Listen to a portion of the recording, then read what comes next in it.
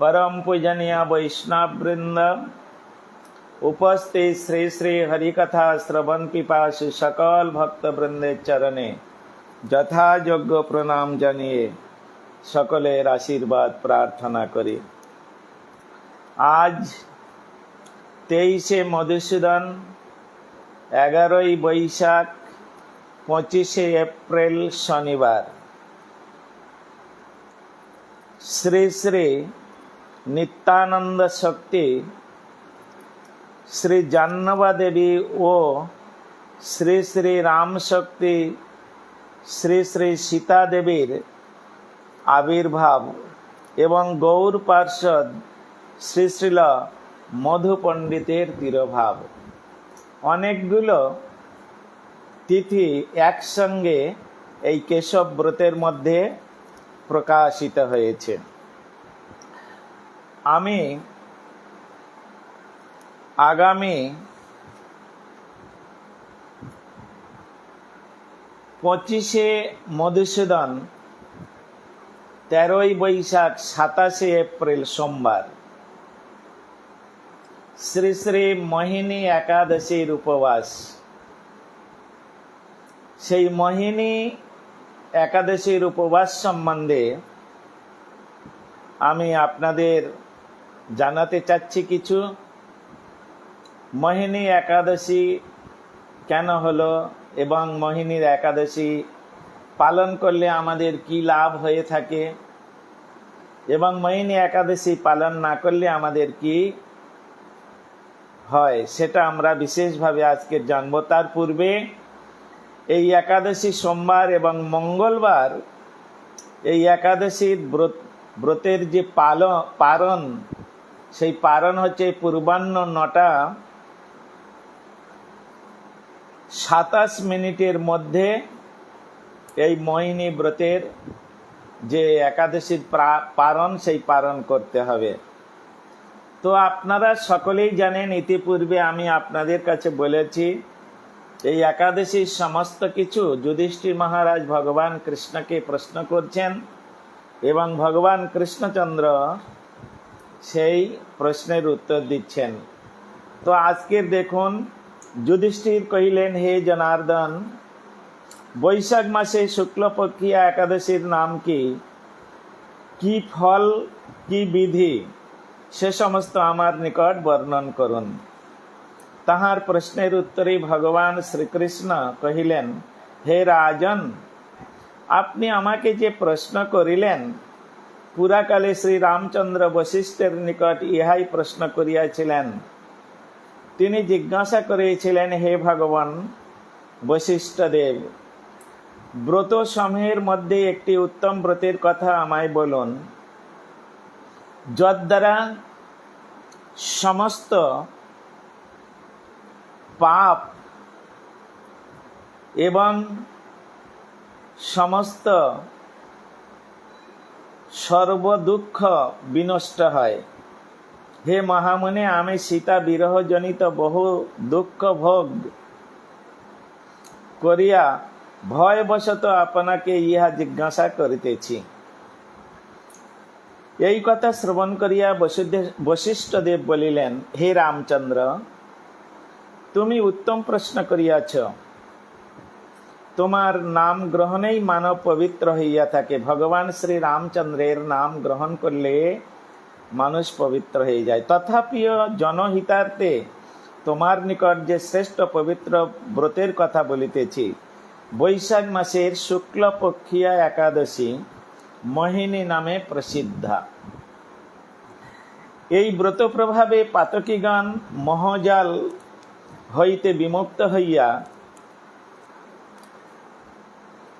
এবং ইহা আমি সত্য করিয়া বলিতেছি, এই হেতু মানবগণের পাপ ক্ষয়কারিণী ও সর্বদুঃখ বিনাশিনী এই একাদশী পালন করা কর্তব্য। তুমি একাগ্র চিত্তে উহার কথা শ্রবণ কর। নিবিষ্ট চিত্তে ইহার শ্রবণ মাত্রেই সমস্ত পাপ বিনষ্ট হয়। সরস্বতী নদীর তটে ভদ্রাবতী নামে এক মঙ্গলদায়িকা পুরী আছে। চন্দ্র বংশজাত ধৃতিমান নামে এক নৃপতি তথায় রাজত্ব করিতেন। সেই পুরীতেই ধনপাল নামক সমৃদ্ধিশালী ও পূর্ণকর্মা এক বৈশ্যা বাস করিত। তিনি জনহিতের জন্য নলকূপ, উদ্যান, মঠ ও গৃহ নির্মাণ করিয়া দিতেন। তিনি বিষ্ণু ভক্তি পরায়ণ, শান্ত স্বভাব সম্পন্ন ছিলেন। সমানা, দ্যুতিমান, মেধাবী, সুকৃতি ও ধৃষ্ট বুদ্ধি নামে তাহার 5টি পুত্র ছিল। পঞ্চম পুত্র ধৃষ্ট বুদ্ধি সর্বদা পাপে রত থাকিত। সে পরস্ত্রী, সঙ্গী, বেশ্যাসক্ত, লম্পট ও দ্যুতক্রিয়া প্রভৃতি পাপে আসক্ত ছিল। সর্বদাই সে এইরকম পাপ কাজ করত। দেবার্চনে, ব্রাহ্মণ ও পিতামাতার সেবায় তাহার মতি ছিল না। সে অন্যায় কার্যে রত, ধৃষ্ট স্বভাব ও পিতৃধন ক্ষয় কারক ছিল। সর্বদা সে অভক্ষ, ভক্ষণ ও সুরাপানে মত্ত থাকিত।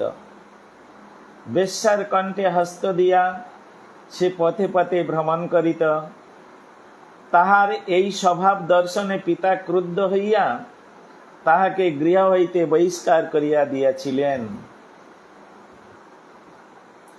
আত্মীয় স্বজন তাহাকে পরিত্যাগ করায় নিজে অলঙ্কারাদি বিক্রয় করিয়া জীবন অতিবাহিত করিত। কিছুদিন পরে ধনক্ষয় হওয়ায় সে বেশ্যাগণ কর্তৃক তিরস্কৃত হইয়া পরিত্যক্ত হইল। তখন ধন, বস্ত্রহীন, ক্ষুদ পীড়িত ধৃষ্ট বুদ্ধি অবশেষে নিজ গ্রামে চৌর্যবৃত্তি আরম্ভ করিল। একদিন রাজপ্রহরীগণ তাহাকে বন্দী করিলে তাহার পিতৃ গৌরবে তাহাকে মুক্ত করিয়া দিলেন। এইভাবে কয়েকবার ধৃত ও মুক্ত হইয়াও যখন সে চৌর্যবৃত্তি পরিত্যাগ করিল না, তখন রাজা তাহাকে কারাগারে আবদ্ধ করিয়া রাখিলেন। বিচারে সে কষাঘাত দণ্ডভোগ করিল। কারাভোগের পর অনন্য উপায় হইয়া বনে প্রবেশপূর্বক পশু পক্ষী বধ করিয়া তাহাদের মাংসে উদর পূরণ করিতে লাগিল। এইরূপে ধৃষ্টবুদ্ধি সেই পাপ জীবন দুঃখ অতিবাহিত করিতে লাগিল। দুষ্কর্ম কখনোই সুখ লাভ হইতে পারে না। সুতরাং সে দিবানিশি দুঃখ শোক জর্জরিত হইতে লাগিল। এইভাবে বহুদিন গত হইলে কোন পুণ্য ফলে এক সময় কৌণ্ডিন্য ঋষির আশ্রমের নিকটে উপস্থিত হইল। বৈশাখ মাসে ঋষিবর গঙ্গা স্নান করিয়া আশ্রমের দিকে প্রত্যাবর্তন করিতেছিলেন। ঘটনাক্রমে শোককুল ধৃষ্টবুদ্ধি তাহার সম্মুখে উপস্থিত হইলে ঋষির বস্ত্র হইতে এক বিন্দু জল তাহার গাত্রে পতিত হইল। সেই জলস্পর্শে ধৃষ্টবুদ্ধির সহসা শুভবুদ্ধির উদয় হইল। তখন সে ঋষির সম্মুখে কৃতাঞ্জলি পুটে প্রার্থনা করিলেন, হে দ্বিজশ্রেষ্ঠ, যে পুণ্য প্রভাবে আমি এই ভীষণ দুঃখ যন্ত্রণার হস্ত হইতে মুক্তি লাভ করিতে পারি, তাহা কৃপাপূর্বক বর্ণন করুন।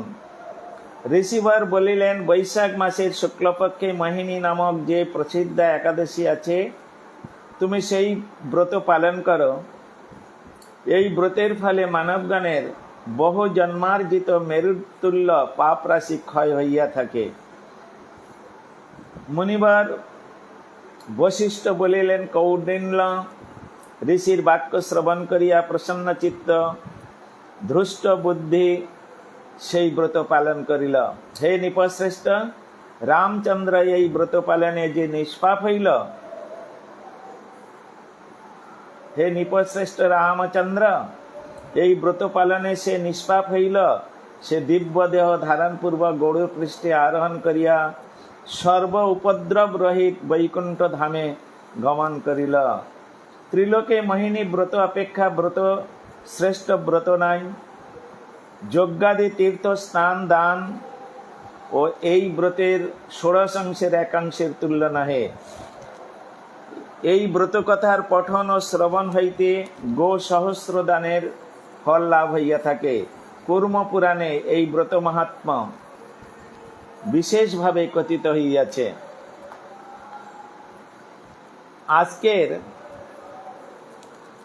শ্রী শ্রী সীতা ঠাকুরানী সীতা দেবীর রামচন্দ্র শক্তি এবং আমাদের নিত্যানন্দ শক্তি জাহ্নবা দেবীর শুভ আবির্ভাব, সে সম্বন্ধে কিছু বলার আমাদের রয়েছে। জাহ্নবা দেবী তিনি নিত্যানন্দ প্রভুর জ্যেষ্ঠ ধর্মপত্নী রূপে তিনি পানি গ্রহণ করেছিলেন এবং তাহার কনিষ্ঠ ভগ্নী বসুধা তিনিও দ্বিতীয় ধর্মপত্নী রূপে তিনি নিত্যানন্দ প্রভুর সেবা করতেন। অম্বিকা কালনায় গৌরীদাস পণ্ডিতের ভ্রাতা সূর্যদাস পণ্ডিত বা সূর্যদাস সরখেল, তাহার দুই কন্যা। জ্যেষ্ঠ কন্যা জাহ্নবা দেবী এবং কনিষ্ঠ কন্যা হচ্ছে বসুধা দেবী। বহুদিন জাহ্নবা দেবী নিত্যানন্দ প্রভুর অদর্শনে তিনি তাহার বিরহ রূপ সর্পদংশনে তিনি মৃত্যুমুখে পতিত হন। সকলে অত্যন্ত শোকাচ্ছন্ন। যমুনার তটে তাকে দাহ করার জন্য যখন নিয়ে গেলেন, সকলেই কাঁদছেন। এমন সময় নিত্যানন্দ প্রভু সেই স্থানে এসে উপস্থিত হলেন। নিত্যানন্দ প্রভু তাহাদের অবস্থা দেখে জিজ্ঞাসা করলেন, তোমরা কাঁদছো কেন? সকলে নিত্যানন্দ প্রভুকে পাগল মনে ভাবতেন। আর নিত্যানন্দ প্রভু জবরদস্তি তাহাদেরকে জিজ্ঞাসা করলেন। তখন নিত্যানন্দ প্রভুকে বললেন, আমাদের জাহ্নবা নামক এই কন্যা তিনি দেহ রেখেছেন, তাই তার বিরহে আমরা ক্রন্দন করছি। নিত্যানন্দ প্রভু বললেন, এই কন্যাটিকে আমাকে প্রদান করুন। সবাই জিজ্ঞাসা করলেন, আপনি নিয়ে কি করবেন? বলেন, আমি বিবাহ করব। অনেক বয়োবৃদ্ধরা সেখানে ছিলেন, নিত্যানন্দ প্রভুর মহিমা শ্রবণ করেছিলেন।